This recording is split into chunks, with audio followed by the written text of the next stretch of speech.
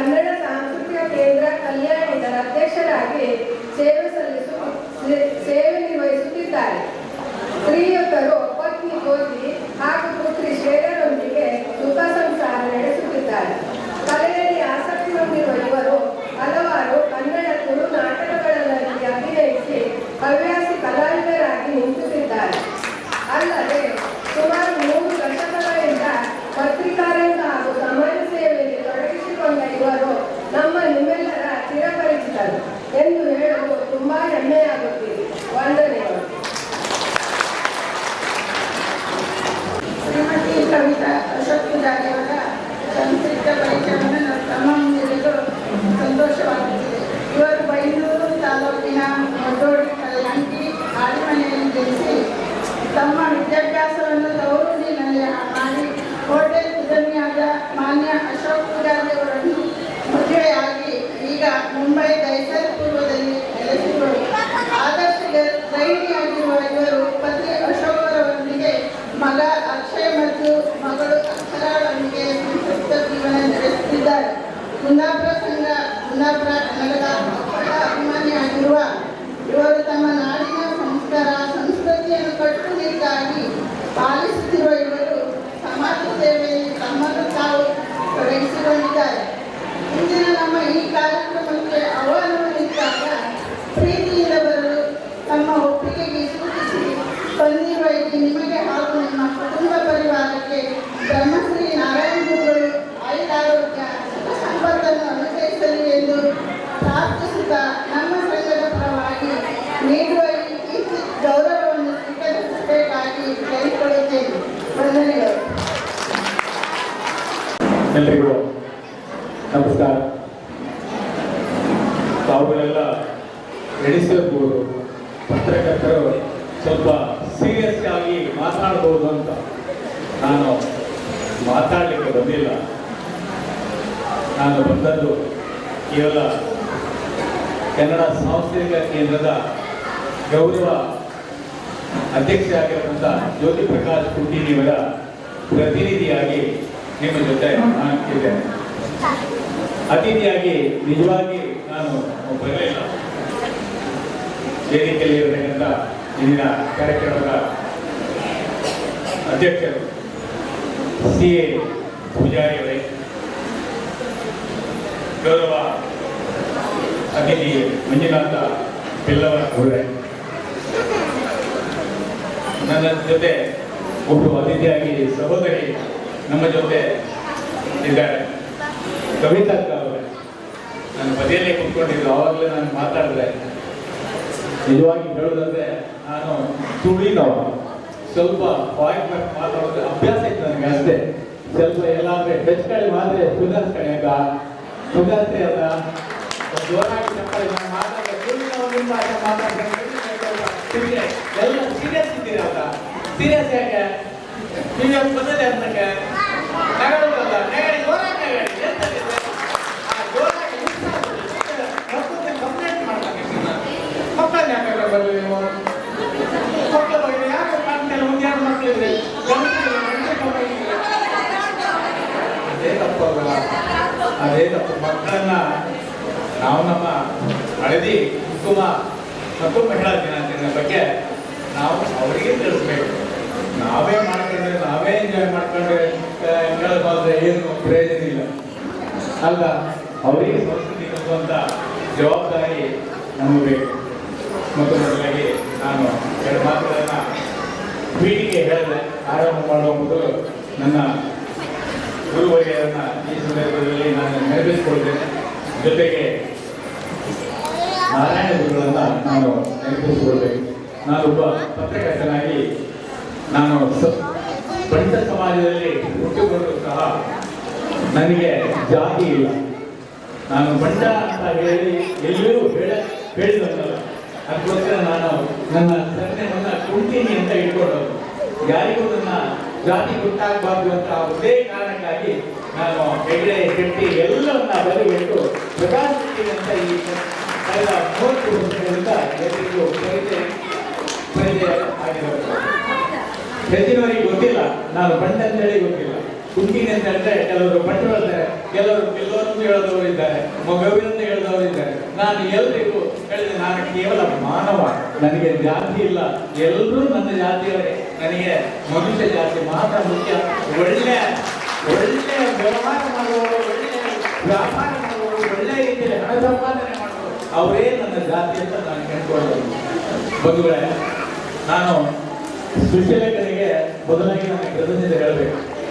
ಸುಶೀಲಕ್ಕ ಮತ್ತು ಸುಶೀಲಕ್ಕನ ಯಜಮಾನರು ಸುರೇಶಣ್ಣ ಇವರಿಬ್ಬರು ನನಗೆ ಒಂದು 15 ವರ್ಷದಿಂದ ಬಹಳ ಹತ್ತಿರದ ಪರಿಚಯ ಇದ್ದವರು. ನಮ್ಮ ಸಂಸ್ಥೆಯಲ್ಲೂ ಇಬ್ಬರು ದಂಪತಿಗಳು ಸದಸ್ಯರಾಗಿದ್ದಾರೆ.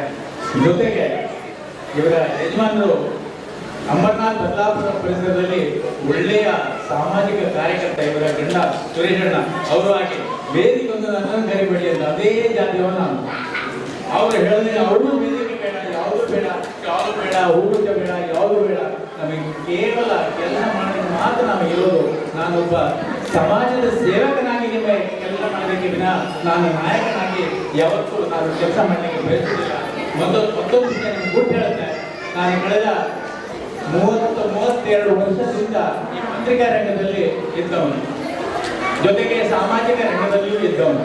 ಆದರೆ ನನ್ನ ಪತ್ರಿಕಾ ವಲಯದ ಒಂದು 2 ಕಾರ್ಯಕ್ರಮಗಳಲ್ಲಿ ನಾನು ಉಪನ್ಯಾಸಕ ಹೋಗಿರ್ಬೋದು, ಮಾತುಗಳನ್ನಾಡುವುದಕ್ಕೆ ಹೋಗಿರ್ಬೋದು. ಆದರೆ ಬೇರೆ ಯಾವ ಸಂಘ ಸಂಸ್ಥೆಗಳಲ್ಲೂ ನಾನು ಇಷ್ಟವರೆಗೆ ಅತಿಥಿಯಾಗಿ ನಾವು ಗಂಡ ಹೆಂಡತಿ ಇಷ್ಟವರೆಗೆ ಹೋದವರು ಇಲ್ಲ, ಇನ್ನು ಮುಂದಕ್ಕೂ ಹೋಗುವುದಿಲ್ಲ ಅಂತ ನಾವು ಮೊದಲೇ ನಾವು ನಿರ್ಣಯ ಮಾಡಿಕೊಂಡಿದ್ದೇವೆ. ನಮ್ಮ ಕೆಲಸ ನೀವು ಮಾಡಿದಂತಹ ಕೆಲಸಗಳನ್ನ ತಿತ್ತಿ ಅದಕ್ಕೆ ಸ್ವಲ್ಪ ಮಸಾಲ ಹಾಕಿ ಅದನ್ನ ಒಳ್ಳೆ ರೀತಿಯಲ್ಲಿ ಬರೆಯುವ ಕೆಲಸ ಮಾತ್ರ ನಾವು ಮಾಡಬೇಕು. ಸಮಾಜವನ್ನ ತಿದ್ದುವಂತ ಕೆಲಸ ಬರವಣಿಗೆ ಮೂಲಕ ಮಾಡುವಂತಹ ವ್ಯಕ್ತಿಯನ್ನು ನಾನು ಆಯ್ಕೆ ಮಾಡೋನು. ನಾನೊಬ್ಬ ದೊಡ್ಡನಾಗಬೇಕು, ನಾನು ಅಧ್ಯಕ್ಷನಾಗಬೇಕು, ನಾನು ಏನು ಹೇಳ್ತಾರಲ್ಲ ಅದು ಯಾವುದು ನಮಗೆ ಬೇಡ. ನಾವು ಸರಳ ಸಜ್ಜನ ಜೀವನವನ್ನೇ ನಾವು ಮಾಡಲಿಕ್ಕೆ ಇಚ್ಛೆ ಪಟ್ಟವರು. ನಿಜವಾಗಿ ಹೇಳ್ತೇನೆ, ಒಂದು ಪತ್ರಿಕೆಗೆ ನೀವು ಹೇಳಿದಾಗ ಇವತ್ತು ಹಳದಿ ಕುಂಕುಮ ಈ ಸಂದರ್ಭದಲ್ಲಿ ನಾನು ಹೇಳಬೇಕು. ಹಳದಿ ಕುಂಕುಮದ ಬಗ್ಗೆ ಅವಾಗಲೇ ಉಲ್ಲೇಖ ಮಾಡಿದ್ರು. ಹಳದಿ ಮತ್ತು ಕುಂಕುಮ ಇದು ಶುಭ ಸಂಕೇತದ 2 ದ್ರವ್ಯಗಳು. ಈ ದ್ರವ್ಯಗಳಿಗೆ ನಾನು ಬಹಳಷ್ಟು ಮಹತ್ವವನ್ನು ಕೊಟ್ಟವರು. ಕಳೆದ 12 ವರ್ಷಗಳಿಂದ ನಾನೊಂದು ಪತ್ರಿಕೆಯನ್ನು ನಡೆಸ್ತಾ ಇದ್ದೇನೆ. ಅದರಲ್ಲಿ ಇರುವುದೇ ಹಳದಿ ಮತ್ತು ಕುಂಕುಮ. ಹಾಗಾಗಿ ನಮ್ಮ ಪತ್ರಿಕೆಯ ಆ ಕಲರ್ ಹಳದಿ ಮತ್ತು ಕೆಂಪು. ಈ ಪತ್ರಿಕೆಯ ಸಂಕೇತವೇ ಶುಭ ಸಂಕೇತ. ಇದನ್ನೇ ನಾನು ನಿಮಗೆ ತಿಳಿಯಪಡಿಸ್ತೇನೆ. ಈ ಪತ್ರಿಕೆಗೆ ಮುಖೇನ ನಾನು ಏನು ಗಳಿಸುತ್ತಿದ್ರೆ ನಾನು ಹಣವನ್ನು ಗಳಿಸಿಲ್ಲ, ಜನ ಸಂಪಾದನೆಯನ್ನ ಮಾಡಿದ್ದೇನೆ. 2014ರಲ್ಲಿ ನನಗೆ ಮೊದಲ ಫೆಬ್ರವರಿ ತಿಂಗಳ ಮೊದಲ ಎರಡನೇ ಸಂಚಿಕೆಗೆ 10,000 ರೂಪಾಯಿ ಕೊಟ್ಟು ಈ ಪತ್ರಿಕೆಯ ಸದಸ್ಯತ್ವವನ್ನ ಸ್ವೀಕರಿಸಿದವರು ಸುಶೀಲಾ ಅವರ ಯಜಮಾನ ಅಂತ ಹೇಳಲಿಕ್ಕೆ ನಾನು ಈ ಸಂದರ್ಭದಲ್ಲಿ ಇಷ್ಟಪಡ್ತೇನೆ. ಅವರಿಂದಾಗಿ ಅವರ ಅಭಿಮಾನಿಗಳಿಂದಾಗಿ ನಾನು ಪತ್ರಿಕೆಯನ್ನು ಮುನ್ನಡೆಸುವ ಕಾರಣ ಆಯಿತು. ಇವತ್ತು ನಾನು ಏನಿದ್ರು ನಿಮ್ಮೆಲ್ಲ ಶುಭ ಆಶೀರ್ವಾದದಿಂದ ನಾನು ಇಷ್ಟರ ಮಟ್ಟಿಗೆ ಬೆಳೆದಿದ್ದೇನೆ. ನಾನು ಕೇವಲ ಇವಾಗ ನಾನು ಮುದುಕಂತ ಹೇಳುವುದಿಲ್ಲ, ನಾನು 71ರ ಯುವಕ. ಇವತ್ತು 71ರ ಯುವಕ ಯಾವ ರೀತಿ ನಿಂತ್ಕೊಂಡಿದ್ದಾರೆ ಅಂತ ನಿಮಗೆ ನಾನೊಂದು ಆದರ್ಶ. ಯಾರಿಗೂ ಪ್ರಾಯದ ತಲೆಬಿಸಿ ಬೇಡ, ನಿಮ್ಮ ಕರ್ತವ್ಯವನ್ನು ಮಾಡಿ, ನಿಮ್ಮ ಕೆಲಸವನ್ನು ಮಾಡಿ ಮುಂದುವರಿಯಿರಿ. ಯಾವುದು ಕೆಲಸ ಮಾಡಲಿಕ್ಕೆ ಏನು ತಾಪತ್ರೆ ಇಲ್ಲ. ಇನ್ನೊಂದು ವಿಷಯ ನಾನು ಇಲ್ಲಿ ಹೇಳಬೇಕು. ಆಕ್ಚುಲಿ ಹಳದಿ ಕುಂಕುಮ ನಾವು ನಮ್ಮೂರಲ್ಲಿ ಮಾಡುವುದಿಲ್ಲ, ಬಹಳ ಕಡಿಮೆ ಅಂತ ಕಾಣ್ತದೆ. ಇದು ಇಲ್ಲಿಯ ಸಂಪ್ರದಾಯ. ಇಲ್ಲಿಯ ಸಂಪ್ರದಾಯವನ್ನು ನಾವು ಮೈಗೂಡಿಸಿಕೊಂಡಿದ್ದೇವೆ. ಯಾಕಂತ ಹೇಳಿದ್ರೆ ನಾವು ಇನ್ನೊಬ್ಬರ ಜೊತೆ ಬದುಕಬೇಕು. ಯಾವತ್ತೂ ನಾವು ಇಲ್ಲಿಯ ಈ ಮಣ್ಣಿನ ಋಣವನ್ನು ತೀರಿಸಬೇಕು ಅಂತ ಇದ್ರೆ ಅವರ ಸಂಸ್ಕಾರವನ್ನ, ಅವರ ಸಂಸ್ಕೃತಿಯನ್ನ ನಾವು ಆಧರಿಸಬೇಕು. ಅವರೊಂದಿಗೆ ನಾವು ಪ್ರೀತಿ, ಸ್ನೇಹ, ಸೌಹಾರ್ದವನ್ನ ಬೆಳೆಸಿಕೊಂಡ್ರೆ ನಮ್ಮ ಭವಿಷ್ಯಕ್ಕೂ ಉಜ್ವಲವಾಗುವುದರ ಜೊತೆಗೆ ಅವರ ವಿಶ್ವಾಸವನ್ನು ಗಳಿಸಿದಂತಾಗಿದೆ. ಈ ಕಾರ್ಯಕ್ರಮದಲ್ಲಿ 2 ಜನ ಮರಾಠಿಯವರನ್ನ ನೀವು ಆಹ್ವಾನಿಸಿದ್ದೀರಿ, ಆದರೆ ಕಾರಣಾಂತರದಿಂದ ಬರ್ಲಿಕ್ಕೆ ಆಗಲಿಲ್ಲ ಅಂತ ಕಾಣ್ತದೆ. ಆದರೆ ಬರ್ತಾ ಇದ್ದಾರೆ ಅಂದ್ರೆ ಒಳ್ಳೆಯ ಸರ್ಕಾರ. ನನಗೆ ಆಕ್ಚುಲಿ 1-2 ಮರಾಠಿಯಲ್ಲಿ ಕೂಡ ಹೇಳಲಿಕ್ಕೆ ಬಂದಿದ್ರೆ ಮರಾಠಿಯಲ್ಲಿ ಕೂಡ 2 ಶಬ್ದ ಹೇಳಲಿಕ್ಕೆ ಇಚ್ಛೆ ಬರ್ತಿದ್ದೆ, ಬರಲಿಲ್ಲ. ಮುಂದೆ ಸಂಘದ ಬಗ್ಗೆ ನನಗೆ ಎಷ್ಟು ಶಿಕ್ಷೆ ಕೊಟ್ಟಿದ್ದೀರಿ ಸರ್?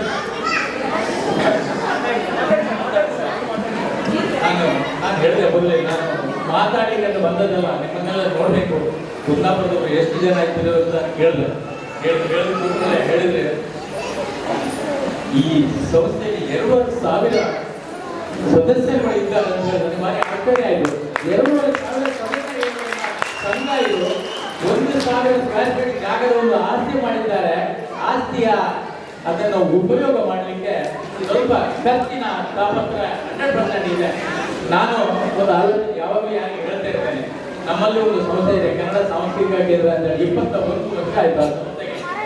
ಎಲ್ಲರೂ ಹೇಳ್ತಾರೆ ನಿಮಗೆ ಒಳ್ಳೆ ಪರಿಚಯ ಇದೆ, ಅದಿದೆ ಇದಿದೆ ಎಲ್ಲ ಇದೆ ಅಂತ ಹೇಳ್ತೀರಿ.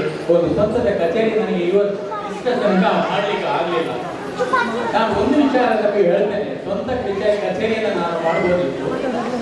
20 ಲಕ್ಷ 30 ಲಕ್ಷ 50 ಲಕ್ಷದ ಒಳಗೆ ಆಗ್ಬೋದಿತ್ತು. ನನ್ನ ತಲೆಯಲ್ಲಿ ಹುಟ್ಟಿತ್ತು ಕಚೇರಿ ಮಾಡಿದ್ಮೇಲೆ ಆ ಕಚೇರಿಯಿಂದ ಏನಾದರೂ ಆದಾಯ ಬರಬೇಕು, ಒಂದೇ ಉದ್ದೇಶದಿಂದ ನಾನು ಕಚೇರಿಗೆ ಎಷ್ಟು ಇರಲಿಲ್ಲ. ಕಚೇರಿ ಮಾಡಿದ ಕೂಡಲೇ ನಾವು ಹೇಳಿದಾಗೆ 12,000 ಮೇಂಟೆನೆನ್ಸ್, 10,000 12,000 ಖರ್ಚಿದೆ. ಎಲ್ಲಿಂದ ಒಂದು ಸಂಗ್ರಹಣೆ ಮಾಡಬೇಕು. ಅದಕ್ಕೋಸ್ಕರ ನಾವು ಆಲೋಚನೆ ಮಾಡ್ತಿದ್ದೇವೆ, ಏನಾದರೂ ಒಂದು ಆದಾಯ ಬರುವಂತಹ ಒಂದು ಜಾಗ ಸಿಕ್ಕಿದ್ರೆ ಆ ಸಂಸ್ಥೆಯ ಇಂಥ ನಂತರ ಒಳ್ಳೆಯ ಲೀಡರ್ಶಿಪ್ ಇದ್ದಾರೆ, ಒಳ್ಳೆಯ ಸಂಪರ್ಕ ಇದೆ, ಎಲ್ಲ ಸಮಾಜದೊಂದಿಗೆ ನಿಕಟ ಸಂಪರ್ಕವನ್ನು ಇಟ್ಕೊಳ್ಳೋದು. ಸುಶೀಲಕ್ಕನ ಮಾತಿಗೆ ನಾನು ಬೆಲೆ ಕೊಟ್ಟು ಇವತ್ತು ಇಲ್ಲಿ ಬಂದಿದ್ದೇನೆ. ಅವರಿಗೆ ಬೇಸರ ಆಗಬಾರ್ದು ಅಂತೇಳಿ ನಿಜವಾಗಿ ನಾನು ಬರುವವನಿಲ್ಲ, ಆದರೂ ಬಂದಿದ್ದೇನೆ. ಸುಶೀಲಕ್ಕ, ನಿಮ್ಮ ಪ್ರೀತಿಗೆ ನಾನು ಯಾವತ್ತೂ ತಲೆ ಬಾಗ್ತಾ ಇದ್ದೇನೆ. ಸಹೋದರಿ ನಮ್ಮ ಕಾರ್ಯಕ್ರಮದಲ್ಲಿ ಎಲ್ಲ ಕಡೆ ಭಾಗವಹಿಸ್ತಾರೆ. ಅವರು ಕೂಡ ಏನು ಆಡಂಬರ ಇಲ್ಲ, ಬಹಳ ಸರಳ ವ್ಯಕ್ತಿತ್ವ. ನಿಮ್ಮ ಸಮಾಜವನ್ನು ಎಲ್ಲರೂ ನೋಡಿದ್ರೆ ನನಗೆ ಖುಷಿ ಆಗುತ್ತೆ. ಯಾರಿಗೂ ಒಂದು ಆಡಂಬರ ಅನ್ನೋದು ಕಾಣುವುದೇ ಇಲ್ಲ. ವಿಶೇಷವಾಗಿ ರಂಗಣ್ಣನ ಪರಿಚಯದವರಿಗೆ ಸುಮಾರು ಒಂದು 30 ವರ್ಷದ ಹಿಂದೆ ರಂಗಣ್ಣ ಪರಿಚಯದವರು, ಒಳ್ಳೆಯ ನಾಟಕ ನಿರ್ದೇಶಕರಾಗಿದ್ದವರು. ನಮ್ಮ ಒಬ್ಬ ಕನ್ನಡ ಪತ್ರಕರ್ತರ ಸಂಘದಲ್ಲೂ ಅವರು ಕಾರ್ಯಕಾರಿ ಸಮಿತಿ ಸದಸ್ಯರಾಗಿರ್ಬೇಕು ಅಂತ ಕಾಣುತ್ತೆ. ನನಗೆ ಅವಕಾಶ ಸಿಗಲಿಲ್ಲ, ಹೋಗ್ಲಿಕ್ಕೆ ಆಗ್ತಾ ಇಲ್ಲ. ನನ್ನ ಪತ್ರಿಕೆಯನ್ನು ನಡೆಸೋದೇ ಬಹಳ ಕಷ್ಟ, ಆದ್ದರಿಂದ ಯಾವುದೇ ಕಾರ್ಯಕ್ರಮ ನನಗೆ ಹೋಗ್ಲಿಕ್ಕೆ ಆಗುವುದಿಲ್ಲ. ಆದ್ದರಿಂದ ಇವತ್ತು ಬಂದಿದ್ದೇನೆ. ನೀವು ಒಂದು ಮಕ್ಕಳಿಗೆ ನಾನು ಬುದ್ಧಿವಾದ ಹೇಳಬೇಕು. ಮಕ್ಕಳಿಗೆ ಏನು ಹೇಳಬೇಕಂತ ಹೇಳಿದ್ರೆ, ಮಕ್ಕಳೇ, ನಿಮ್ಮನ್ನ ಬಹಳ ಕಷ್ಟದಿಂದ ನಿಮಗೆ ವಿದ್ಯೆ ಕೊಟ್ಟಿದ್ದಾರೆ. ಮಕ್ಕಳು ಬಹಳ ಕಡಿಮೆ ಇದ್ದಾರೆ. ನಿಮ್ಮ ಮಕ್ಕಳು ಮೊದಲು ನೀವು ತಂದೆ ತಾಯಿಯನ್ನ ಗೌರವಿಸುವುದಕ್ಕೆ ನೀವು ಕಲಿಬೇಕು. ಮೊದಲು ಪ್ರಾರಂಭದಲ್ಲಿ ಮನೆಯಿಂದ ಎದ್ದು ಕೂಡಲೇ ನಾನೊಂದು ಸಂಪ್ರದಾಯನ ಇಟ್ಕೊಂಡಿದ್ದೇನೆ. ನಾನು ಅದನ್ನು ನಿಮಗೆ ಹೇಳ್ತೇನೆ. ನಾನು ಬೆಳಿಗ್ಗೆ ಸ್ನಾನ ಪ್ರಯತ್ನ ಮಾಡಿಕೊಂಡು ಸ್ನಾನ ಆದಮೇಲೆ ಮೊದಲು ನಾನು ದೇವರ ಕೋಣೆಗೆ ಹೋಗಿ ಒಂದು ಹಳದಿ ಮತ್ತೊಂದು ಕುಂಕುಮ ಹಚ್ಚಿಕೊಂಡು ಆಮೇಲೆ ನನ್ನ ತಂದೆ ತಾಯಿಯರ ಪಾದಕ್ಕೆ ಮುಟ್ಟಿ ನಾನು ನಮಸ್ಕರಿಸಿ ಮತ್ತೆ ನಾನು ಆಹಾರವನ್ನು ಸೇವಿಸುವಂತ ಪದ್ಧತಿಯನ್ನ ಎಷ್ಟವರಿಗೆ ಬೆಳೆಸಿಕೊಂಡು ಬಂದು ಕಳೆದ 5-6 ವರ್ಷದಿಂದ ಅದೆಲ್ಲ ಸಂಪ್ರದಾಯ ಕೊಂಡೋಗಿದೆ. ನನ್ನ ತಂದೆ ತಾಯಿಗಳು ಸ್ವರ್ಗಸ್ಥರಾಗಿದ್ದಾರೆ. ಆದರೂ ಆ ಸಂಸ್ಕೃತಿಯನ್ನು ನನ್ನ ಮಗಳಿಗೆ ನಾನು ಕಲಿಸಿದ್ದೇನೆ. ಇವತ್ತು ನನ್ನ ಮಗಳು ಅದೇ ರೀತಿಯಲ್ಲಿ ಆ ಸಂಸ್ಕಾರವನ್ನು ಬೆಳೆಸ್ಕೊಂಡು ಬಂದಿದ್ದಾಳೆ. ಮಗಳು ಚಾರ್ಟರ್ಡ್ ಅಕೌಂಟೆಂಟ್ ಆಗಿದ್ದು ಅವಳಿಗೆ ಯಾವುದೇ ತರಹದ ಹೆಡ್ವೇಕ್ ಇಲ್ಲ.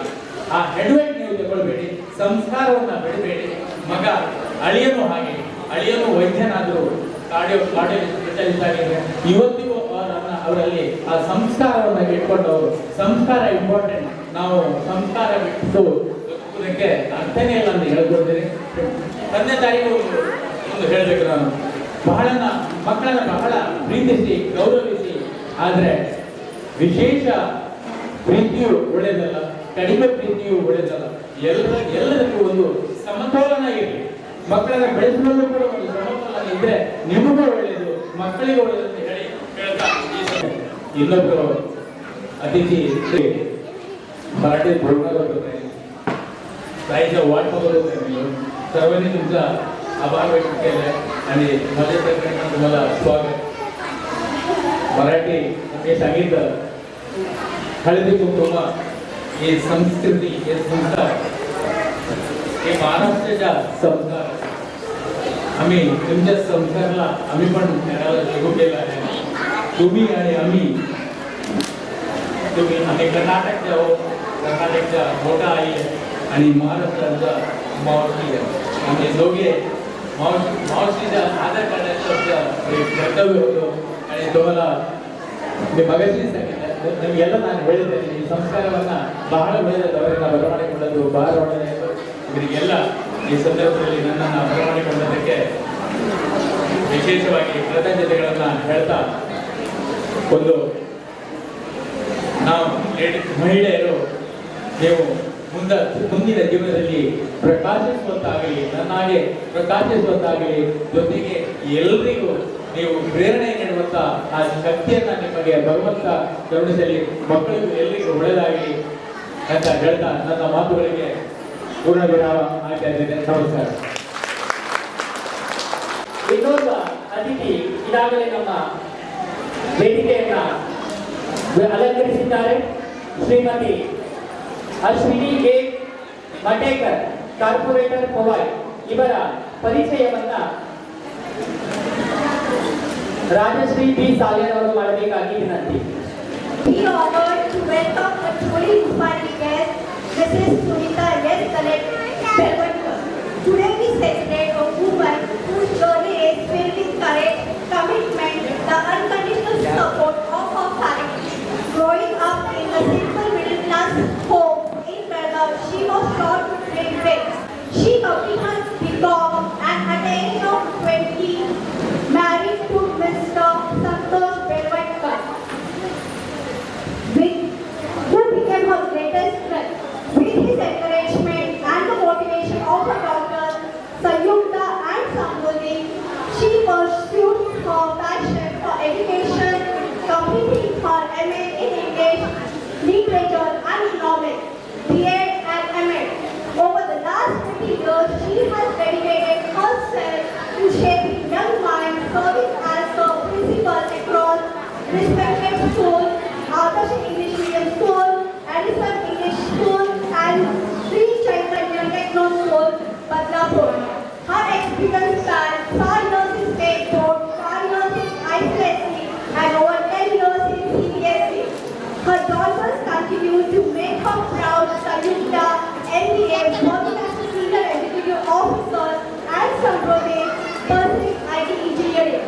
With deep gratitude, she calls her journey a celebration of her family, faith, and her courage, trust. Ladies, let's welcome with a lot of applause to inspiring our guest, Mrs. Sunita S. Belvatkar. Shrimati Sunita S Belvatkar ಇವರಿಗೆ ನಮ್ಮ ಮಹಿಳಾ ಸಂಘದ ಕಾರ್ಯದರ್ಶಿ ಶಾರದಾ ಬಾಬು ಪೂಜಾರಿ ಅವರು ಶಾಲು ಹೊರಡಿಸಿ ಪುಷ್ಪಗಳನ್ನು ನೀಡಬೇಕಾಗಿ ವಿನಂತಿ. ಎಲ್ಲರಿಗೂ ನಮಸ್ಕಾರಗಳು. ನನ್ನ ಶ್ರೀ ನಾರಾಯಣ ಸ್ಮರಿಸುತ್ತಾ ಹಾಗೂ ನನ್ನ ಆರಾಧ್ಯ ದೇವರಾದ ಶ್ರೀ ಮಾನಂದ ಬ್ರಹ್ಮಲಿಂಗೇಶ್ವರನ್ನು ಸ್ಮರಿಸುತ್ತಾ ವೇದಿಕೆಯಲ್ಲಿರುವ ಗಣ್ಯ ವ್ಯಕ್ತಿಗಳಿಗೆ ಹಾಗೂ ಕುಂಕುಮ ಆಗಮಿಸಿದಂತ ನನ್ನ ಪ್ರೀತಿಯ ಸೋದರರಿಗೆ ನನ್ನ ಹೃತ್ಪೂರ್ವಕವಾದ ನಮಸ್ಕಾರಗಳು. ಈ ಸುಮಾ ಸಮಾರಂಭಕ್ಕೆ ನನ್ನನ್ನು ಆಮಂತ್ರಿತಕ್ಕಾಗಿ ಸಂಘಟನೆಗೆ ಹಾಗೂ ಎಲ್ಲರಿಗೂ ನನ್ನ ವಂದನೆಗಳು. ಈ ಕಾರ್ಯಕ್ರಮವು ಮಹಿಳೆಯರ ನಡುವೆ ಆತ್ಮೀಯತೆಯ ಸಂತೋಷವನ್ನು ವೃದ್ಧಿಸುತ್ತದೆ. ನಮ್ಮ ಸಂಸ್ಕೃತಿಯನ್ನು ಮುಂದಿನ ಪೀಳಿಗೆಯ ಕೊಂಡೊಯ್ಯುವಲ್ಲಿ ಇಂತಹ ಕಾರ್ಯಕ್ರಮಗಳು ಬಹಳ ಮುಖ್ಯವಾದದ್ದು. ನಮ್ಮ ಸಮಾರಂಭದ ಯಶಸ್ವಿಯಾಗಲಿ ಎಲ್ಲ ಜೀವನದಲ್ಲಿ ಸಂತೋಷ, ಆರೋಗ್ಯ ಮತ್ತು ಸಮೃದ್ಧಿ ನೆಲೆಸಲಿ ಎಂದು ದೇವರಲ್ಲಿ ಹಾರೈಸುತ್ತಾ ಎರಡು ಮಾತು. ಧನ್ಯವಾದಗಳು ಕವಿತಾ ಅಶೋಕ್ ಪೂಜಾರಿ ಅವರಿಗೆ. ಈಗ ಆಗಮಿಸಿರುವ ಇನ್ನೋರ್ವ ಅತಿಥಿ ಸುನೀತಾ ಎಸ್ ಬೆಲ್ವಟ್ಕರ್ನ ದೋನ್ ಶಬ್ದ. Good evening everyone, and first of all thank you very much for inviting me and giving me this opportunity. Yes, actually I am from Belgaum, so even I know Kannada, and I am very happy to see all the Kannada members here.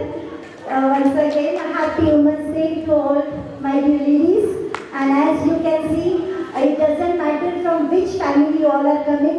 When you are getting education, you can reach to any destination and any goal. Just we have to dream big always.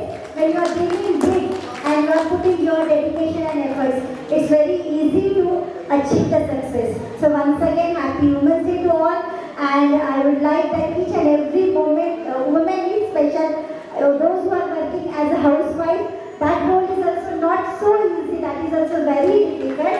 So once again, hats off to all women and happy Women's Day. ಸಂಘಟನೆಯಲ್ಲಿ ನಮ್ಮ ಮಹಿಳಾ ಮಹಿಳೆಯರು ಎಷ್ಟು ಚತುರರು ಎಂಬುದನ್ನು ಈ ವರ್ಷ ಮಾಡಿ ತೋರಿಸಿದ್ದಾರೆ. ಇದು ಭಾರಿ ಸಂತೋಷದ ವಿಷಯ. ನಮ್ಮ ಮಹಿಳೆಯರಿಗೆ, ಮಹಿಳಾ ಸಮಿತಿಗೆ ಅನಂತ ನಮನಗಳನ್ನು ನಾವು ಸಲ್ಲಿಸ್ತೇವೆ. ಎಲ್ಲರೂ ಶ್ರಮಪಟ್ಟು ದುಡಿದಿದ್ದೀರಾ, ಅದನ್ನು ಇವತ್ತು ಈ ಸಭೆಯಲ್ಲಿ ನಾವು ನೋಡ್ತಾ ಇದ್ದೇವೆ. ನಾವು ಕಾರ್ಯಕ್ರಮಗಳನ್ನು ಮಾಡಬಹುದೇ ಎನ್ನುವಂಥ ಪ್ರಶ್ನಾರ್ಥಕ ಚಿಹ್ನೆಯನ್ನ ನೀವು ಕೆತ್ತಿದ್ದೀರಿ. ಇದಕ್ಕೆ ನಿಮಗೆ ಅನಂತ ಧನ್ಯವಾದಗಳನ್ನು ಸಲ್ಲಿಸ್ತೇನೆ. ಇದಕ್ಕೆಲ್ಲರೂ ಸಹಕಾರಿಯಾಗಿದ್ದೇನೆ. ಇವತ್ತು ಮಹಿಳಾ ದಿನಾಚರಣೆಯ ಪ್ರಯುಕ್ತ ಮತ್ತು ಅರಶಿನ ಕುಂಕುಮ ಕಾರ್ಯಕ್ರಮದ ಪ್ರಯುಕ್ತ ನಾವೆಲ್ಲ ಸೇರಿದ್ದೇವೆ. ಇದು ಇದರ ವಿಷಯದಲ್ಲಿ ನಮ್ಮ ಅಧ್ಯಕ್ಷರು ಸವಿಸ್ತಾರವಾಗಿ ಮಾತಾಡ್ತಾರೆ. ಅದರ ಅನುಭವ ನನಗೆ ಕಡಿಮೆ, ನನಗೆ ಇರಬೇಕಿತ್ತು. ಯಾಕಂದ್ರೆ ನನಗೆ ಮರಾಠಿಯ ಸಂಬಂಧ ಇರುವುದರಿಂದ ನನಗೆ ಗೊತ್ತಿರಬೇಕಿತ್ತು. ಅನಿವಾರ್ಯ ನನಗೆ ಗೊತ್ತಿಲ್ಲ, ಹೆಚ್ಚಿಗೆ ಅದರ ಬಗ್ಗೆ ತಿಳುವಳಿಕೆ ನನಗಿಲ್ಲ. ಆ ವಿಷಯವಾಗಿ ನಾನು ಮಾತಾಡೋದಿಲ್ಲ.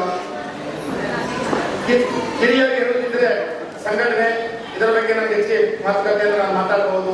ನಾವೆಲ್ಲರೂ ಒಂದಾಗಿದ್ದೇವೆ, ಇನ್ನು ಒಂದಾಗಬೇಕು, ಮುಂದಿನ ನಮ್ಮ ಸಮಾಜ ಬೆಳೆಯಬೇಕು ಅಂತಾದ್ರೆ ಇದೇ ರೀತಿ ತಾವೆಲ್ಲ ಸ್ಪಂದಿಸಬೇಕು. ನಮ್ಮ ಮಹಿಳೆಯರನ್ನ, ನಮ್ಮ ಯುವಕರನ್ನ ನಾವು ಪ್ರೋತ್ಸಾಹಿಸಿದಾಗ ಮುಂದೊಂದು ದಿನ ಇವತ್ತು ನಮ್ಮ ಕಂಟಿನ್ಯೂ ಹೇಳಿದ್ರು 2,500 ಮೆಂಬರ್ ಇದ್ದೇವೆ ಅಂತ ಆಶ್ಚರ್ಯ ವ್ಯಕ್ತಪಡಿಸಿದ್ರು. ಆದರೆ ಇವತ್ತು ನಾವು ಸಭೆಯಲ್ಲಿ ಕಡಿಮೆ ಇದ್ದೇವೆ, ಒಂದು 300-400 ಜನ ಇದ್ದಿರಬಹುದು. ಮುಂದೊಂದು ದಿನ 2,500 ಜನ ಬರುವಂತಹ ಅವಕಾಶಗಳನ್ನು ಕಲ್ಪಿಸುವಂತ ಶಕ್ತಿ ನಮ್ಮ ಮಹಿಳೆಯರಿಗಿದೆ, ನಮ್ಮ ಯುವಕರಿಗಿದೆ. ಅದರ ಅರ್ಥ ನಮ್ಮ ಕಮಿಟಿಗೆ ಇಲ್ಲ ಅಂತಲ್ಲ. ನಮ್ಮ ಮೇನ್ ಕಮಿಟಿಯವರು ಸಶಕ್ತವಾಗಿ ಕೆಲಸ ಮಾಡ್ತಾ ಇದ್ದಾರೆ, ಪ್ರೋತ್ಸಾಹ ಕೊಡ್ತಾ ಇದ್ದಾರೆ. ನಾವು ಮುಂದುವರಿತಾ ಇದ್ದೇವೆ. ನಮ್ಮ ಸಮಾಜ ಮುಂದೆ ಬರಬೇಕು. ಆದರೆ ನಾವೆಲ್ಲರೂ ಒಂದುಗೂಡಿದಾಗ ಮಾತ್ರ ಸಮಂತರಾಗಿ ನಾವು ಒಗ್ಗಟ್ಟಾಗಿದ್ದೇವೆ ಎನ್ನುವುದನ್ನು ನೀವು ತೋರಿಸಿದ್ದೀರಿ. ಇದೆಲ್ಲರಿಗೂ ಧನ್ಯವಾದಗಳನ್ನು ಹೇಳ್ತಾ, ಇದೇ ರೀತಿಯಾಗಿ ಮುಂದಿನ ಕಾರ್ಯಕ್ರಮವನ್ನು ಮಾಡಿ ನಮ್ಗೆ ಇದೇ ಅವಕಾಶವನ್ನು ಕಲ್ಪಿಸಿ ಅಂತ ಹೇಳ್ತಾ ನನ್ನ ಮಾತನ್ನು ಮುಗಿಸ್ತೇನೆ. ಧನ್ಯವಾದ.